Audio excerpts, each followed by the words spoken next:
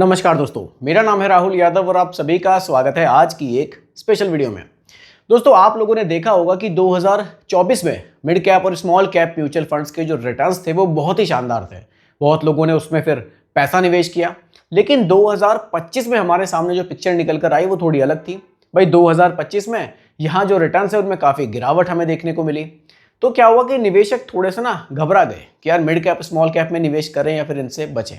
लेकिन 2026 के जो लेटेस्ट डेटा में हम लोग देख रहे हैं जून में, वहां पर मिड कैप और स्मॉल कैप म्यूचुअल फंड्स में फिर से एक बाढ़ हमें देखने को मिली है।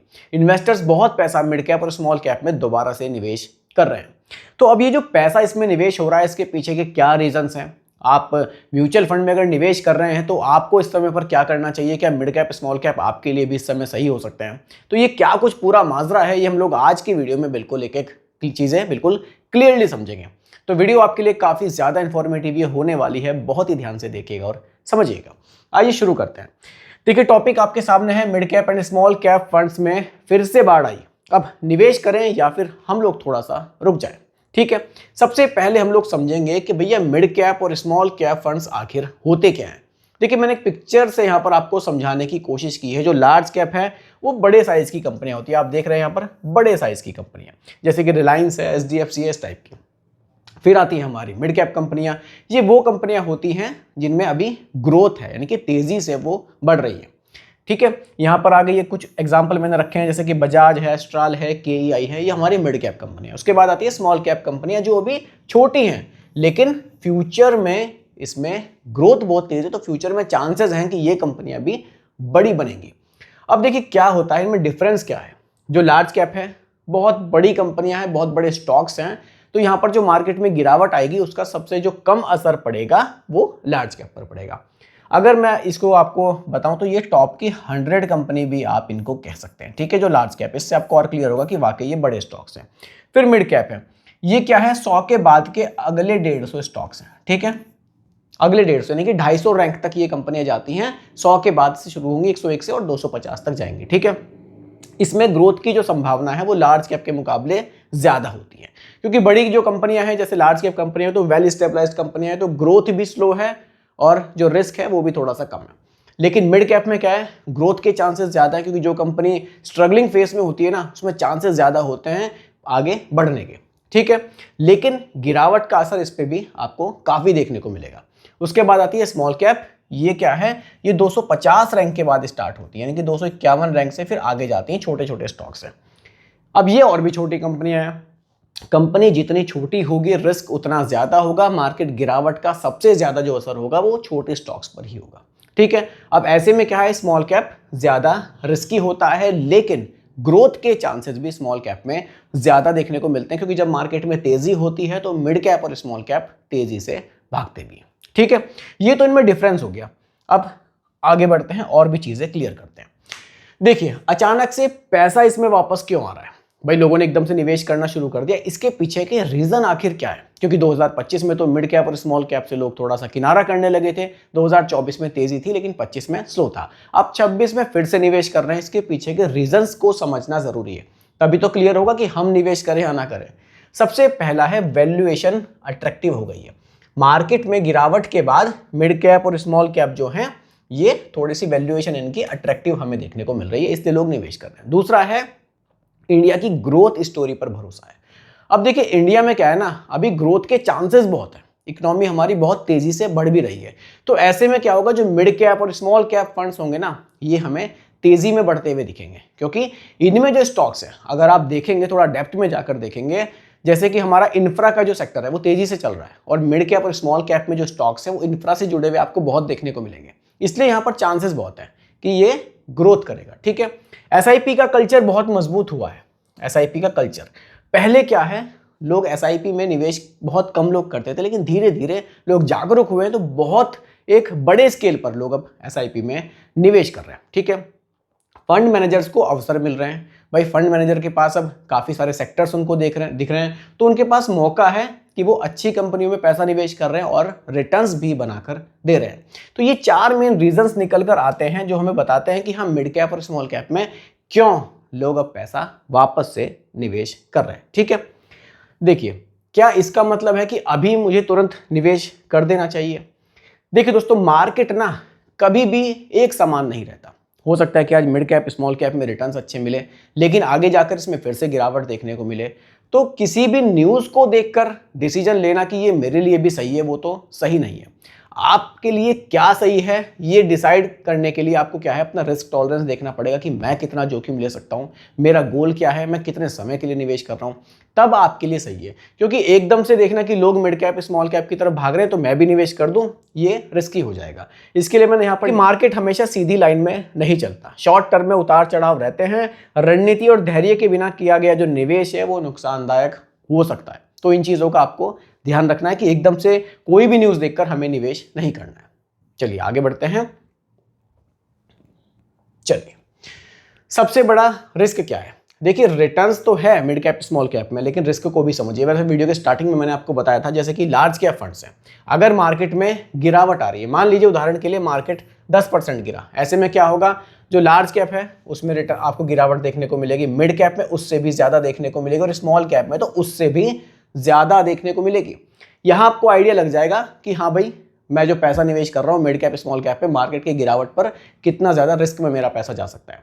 लार्ज कैप में पैसा है, ये बड़ी कंपनियां हैं, थोड़ी सी स्टेबल कंपनियां हैं तो कम गिरावट आएगी। मिड कैप में थोड़े से उससे मीडियम साइज के स्टॉक्स हैं तो गिरावट उससे ज़्यादा आएगी, और स्मॉल कैप में तो बहुत ज़्यादा आती है क्योंकि छोटे स्टॉक्स वहाँ पर है। ठीक है, चलिए आगे बढ़ते हैं। देखिए, किन लोगों को निवेश करना चाहिए, पहले ये समझते हैं, फिर ये समझेंगे कि किन लोगों को निवेश नहीं करना चाहिए। अब निवेश किन लोगों को करना चाहिए? जिनका जो निवेश है वो लंबे टाइम का है। मान लीजिए आप 10 से 15 साल के लिए निवेश करने का प्लान कर रहे हैं, तो 15 से 20 साल है, 10 साल है, 15 साल है, जो भी है, मतलब आप मिड कैप स्मॉल कैप को अपने पोर्टफोलियो में रख सकते हैं। जोखिम लेने की आपकी क्षमता है, मार्केट की गिरावट देखकर आप घबराते नहीं हैं, आप ये मानकर चलते हैं कि ठीक है फ्यूचर में मार्केट बढ़ेगा तो रिटर्न्स फिर से बढ़ जाएंगे, तो आप निवेश कर सकते हैं। इमरजेंसी फंड आपके पास है तब आप मिड कैप स्मॉल कैप ले सकते हैं। भाई मान लीजिए किसी वजह से मार्केट में भी गिरावट है, आपके पास इमरजेंसी फंड भी नहीं है, आपको पैसों की जरूरत पड़ गई, तो ऐसे में जब आप मिड कैप स्मॉल कैप से पैसा विड्रॉल करेंगे तो बहुत लॉस में करेंगे।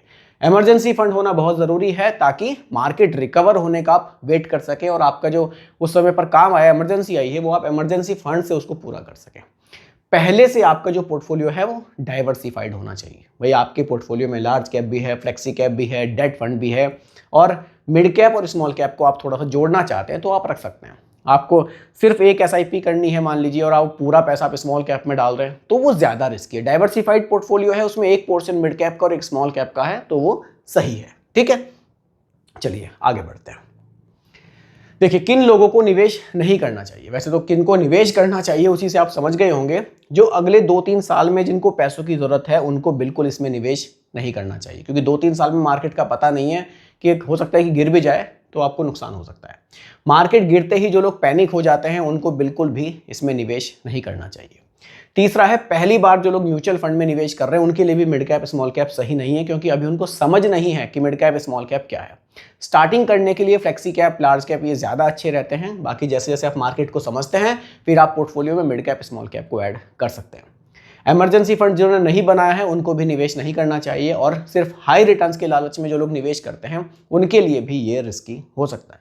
ठीक है, चलिए अब स्मार्ट निवेश के कुछ रूल्स हैं उन पर हम लोग बात करते हैं। देखिए, सबसे पहले तो अगर आप निवेश करना चाहते हैं ना तो अपना गोल सेट कीजिए। मैं हमेशा वीडियोस में बनाता हूं कि आपका ना एक गोल होना चाहिए कि भाई मैं रिटायरमेंट के लिए निवेश कर रहा हूं, मैं बच्चे की शादी के लिए कर रहा हूं, उसकी हायर एजुकेशन के लिए कर रहा हूं, मैं घर खरीदने के लिए कर रहा हूं। मेरा टारगेट क्या है, किसके लिए मैं निवेश कर रहा हूं? मेरी एसआईपी का एक नाम जरूर होना चाहिए कि ये वाली एसआईपी इस काम की, ये वाली एसआईपी मेरी इस काम की, तो ज़्यादा अच्छा रहता है। विविधता रखें, मतलब डाइवर्सिफाइड होना चाहिए पोर्टफोलियो। कभी भी पूरा पैसा एक जगह निवेश हमें नहीं करना है। लंबे समय तक हमें बने रहना है, ये नहीं कि 1 साल चलाया, 2 साल चलाया और पैसा निकाल लिया। जितना लंबे समय तक बने रहेंगे उतने ही अच्छे रिटर्न्स आपको मिल सकते हैं। एसआईपी की ताकत को समझिए। देखिए, आपको ना डिसिप्लिन में निवेश करना है। ऐसा नहीं है कि मैंने 4 महीने एसआईपी चलाई, 3 महीने बंद कर दी, फिर से चला ली, फिर से बंद कर दी। डिसिप्लिन में निवेश करेंगे तो एसआईपी का आपको बेनिफिट मिलेगा। रीबैलेंस करते रहें, जो आपका पोर्टफोलियो है उसको आप देखते रहिए। साल में कम से कम एक बार तो मैं कहता हूं आपको रिव्यू जरूर करना चाहिए कि भाई मेरा पोर्टफोलियो किस तरफ जा रहा है। ऐसा ना हो ज़्यादा रिस्क में जा रहा है तो उसको बैलेंस करने के लिए फिर मुझे लार्ज कैप में या फिर डेट फंड में निवेश बढ़ाना चाहिए। यानी कि रीबैलेंसिंग आपके पोर्टफोलियो के लिए बहुत ज़रूरी है। इन चीज़ों का आपको ध्यान रखना है। ठीक है, अब आते हैं अपने लास्ट पॉइंट पर। निवेश में धैर्य और अनुशासन आपका सबसे बड़ा हथियार है। यहाँ मैंने लिखा है कि इस पूरा जो टॉपिक है ना, आपको एक बार ये वापस से समझ लेते हैं। देखिए क्या है ना, याद रखने वाली कुछ चीज़ें हैं। समय बाजार से ज़्यादा ताकतवर होता है। जितने लंबे समय तक आप निवेश करते हैं, बाजार के उतार चढ़ाव का ज़्यादा फर्क आपके पोर्टफोलियो पर नहीं पड़ता है, वो एवरेजिंग वहाँ पर हो जाती है।